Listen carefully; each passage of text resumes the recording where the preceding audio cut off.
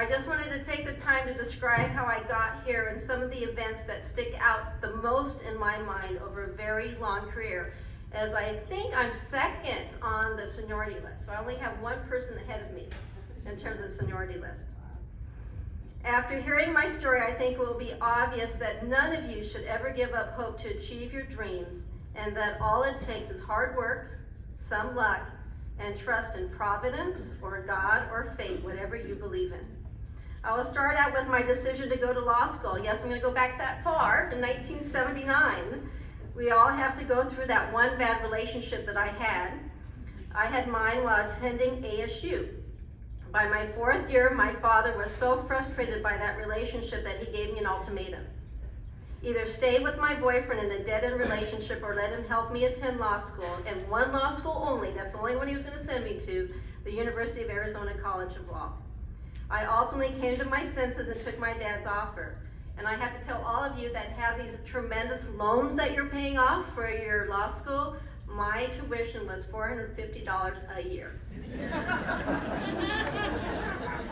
Prior to my 3rd year in law school, I met an exceptional man who this time was loved by my entire family, my husband Jerry.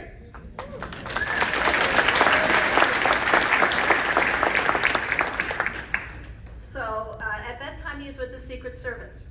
Long story short, I met him at the Century Plaza Hotel pool. I'm not going to tell you why I was there. And from that one encounter, we have now been married 39 years. He was able to get a transfer to LA so he could be closer to me during my final year in law school. After seeing him drive over 400 miles one way to come see me every weekend, I realized I would never find someone that loves me as much as he did, and without any hesitation, I married him in 1983. So that's why it made me come to California, was my marriage to him, because otherwise I'd still be in Arizona. Mind you, while in law school, I avoided any and all classes involving public speaking because I was just so shy, so I'm not sure how and why I was hired and became a prosecutor. I have to admit that I probably was the worst ever to be hired by the LA County DA's office. I came home every night and cried because I was so bad in what I was doing in my trials. And had it not been for a wonderful supervisor, a patient judge, and she's not here, and that's why I stood up looking for her. Her name was Martha Bellinger, and she was a former pastor. She came to West Covina as a trial lawyer, and she was able to preach to the jurors and get guilty verdicts on every single case. No matter what they threw at her, she got a guilty verdict because she was such a great preacher. So I was able to watch her and learn from her. So I would have probably been transferred to the dreaded child support division within the year, but through practice and hard work, I grew as a trial attorney and spent 11 years trying a vast array of cases, mostly in Pomona Superior Court, and at that time, Judge Rogan actually was a sergeant at Pomona PD. So that's how far we go back.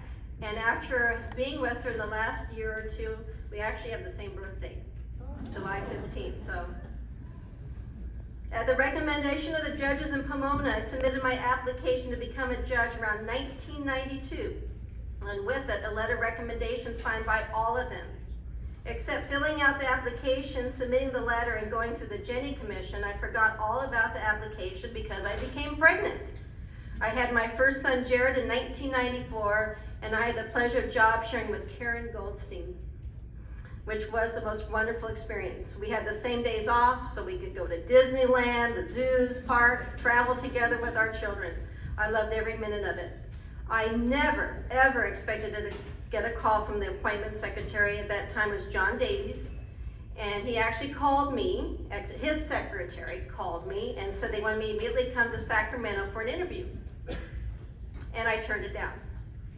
I said, I can't go to Sacramento because Jerry was in the Secret Service. He was out of town at the time, and I had my infant son. I didn't have a babysitter. So I definitely thought that was the end of my chances to become a judge, and I was fine with that because I had Karen, and I was job sharing, and I loved every minute of it. And then a few days later, I get a call saying, Mr. Davies is going to meet with me in San Diego at his law firm. Is that okay?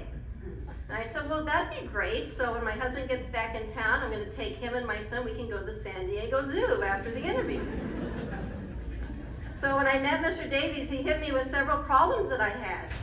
I only had one letter recommendation and not dozens. But my response to that was, it's a damn good letter. I was a carpetbagger since I worked in LA County and I should move there. I declined and said that I love my home in Upland too much, and I'm in the same home to this day. He said I didn't know of anyone political, which was true, but I did tell him that I was a responsible voter. We talked about everything under the sun but the law. My many party days at ASU, my miracle baby, Jared, his sons, infertility that I went through, boxer shorts and hot tubs. At the end, I walked right out of the door and thought, no way, no how will I become a judge. I even was tempted to call him the next day and ask him to just take my name off the list because, again, what was I? I was happy job sharing with Karen. But after weighing the pros and cons of a judicial appointment, I realized I couldn't pass up what turned out to be the greatest job in the world. It's been wonderful.